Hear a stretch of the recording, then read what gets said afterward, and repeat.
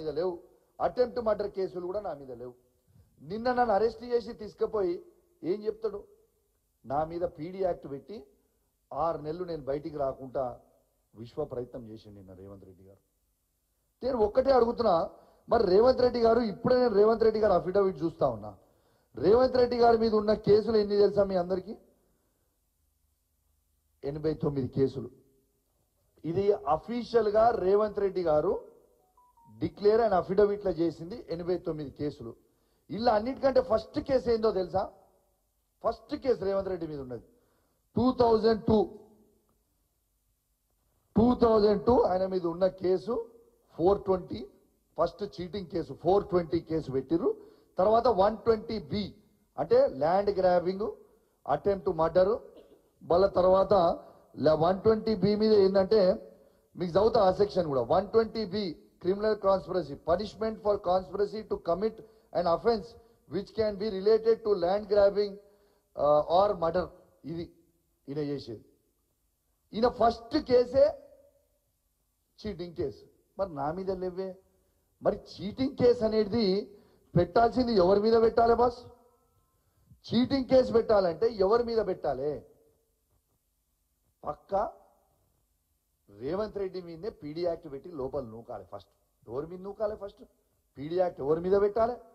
Cheater అయినా రేవంత్ రెడ్డి మీద, land grabber అయినా రేవంత్ రెడ్డి మీద, బ్లాక్ మెయిలర్ అయినా రేవంత్ రెడ్డి మీద, మోసగాడైనా రేవంత్ రెడ్డి మీద కేసులు పెట్టాలి. పీడీ యాక్ట్ నా మీద కాదు కదా. ఒక్కసారి ఇంకోటి మాట్లాడతాడు, ప్రోటోకాల్స్ నేరస్తులకు ఉండవట. మరి నేరస్తులు ఎవరు? నేనా రేవంత్ రెడ్డా? 50 లక్షల రూపాయలతోని ఓటు నోటు దొంగ ఎవరు? రేవంత్ రెడ్డి కాదా?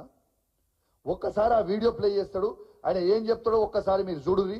ఈ నేరస్తులకి ప్రోటోకాల్ పాటించొద్దట. ఒక్కసారి ఆ చూడురు, ఒక్కసారి ప్లే.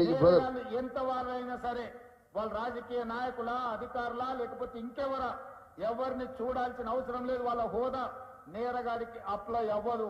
నేరగాడికి అప్లై అవ్వదు. నేరగాడికి అప్లై అవ్వదు. నేరస్తుడు ఎవ్వడు? కౌశిక్ రెడ్డియా రేవంత్ రెడ్డియా నేరస్తుడు? 100% నేరస్తుడు అనేటోడు రేవంత్ రెడ్డి గారు కదా. ఇలా నా మీద నువ్వు పెట్టిన 28 కేసులు అన్ని లంగా కేసులు, లుచ్చా కేసులు, లొట్టపీస్ కేసులు. మా కేటీఆర్ గారు అన్నట్టు లొట్టపీస్ కేసులు పెట్టి అరెస్ట్ చేసినావు. ఓకే, నేను నిన్న అరెస్ట్ చేసే కంటే ముందు 13th రోజు సాయంత్రం నన్ను వీళ్ళు పికప్ చేశారు. పోలీసు వాళ్ళు వచ్చిరని నాకు అనుమానం వచ్చింది. 5:29కి ఇది ఒక్కసారి చూడండి. నేను సిరిసిల్ల ఎస్పీ, ఇప్పుడు కరీంనగర్ సిపిగా ఇన్ఛార్జ్ ఉన్నాడు. 5:28 PM 13th రోజు నేను ఫోన్ చేసిన, సార్ మీరేమన్నా నన్ను ఎస్పీ గారు మీరేమన్నా మమ్మల్ని అరెస్ట్ చేయడానికి పోలీసు వాళ్ళని పంపినరా? అట్లా ఉంటే ఎవరిని పోలీసు వాళ్ళని పంపించాల్సిన అవసరం ఏం లేదు, నేనే డైరెక్ట్గా పోలీస్ స్టేషన్కి వస్తా, ఈ ఫోర్సెస్ కూడా మీరు చేయకండి అని నేను ఫోన్ చేసిన. ఇది నా ప్రూఫ్. చిచి కేసు పెడతారా? పండుగ రోజు మిమ్మల్ని తీసుకుపోతారా? గట్లా తీసుకుపోము. ఏ కేసు పెట్టలే, మేము ఎవరి మీద పెట్టలే, ఏది లేదు అని చెప్పిండు. ఇక కరెక్ట్ నేను 7 గంటలకి 10 టీవీకి ఒక ఇంటర్వ్యూకి వాళ్ళు పిలిస్తే పోయినా.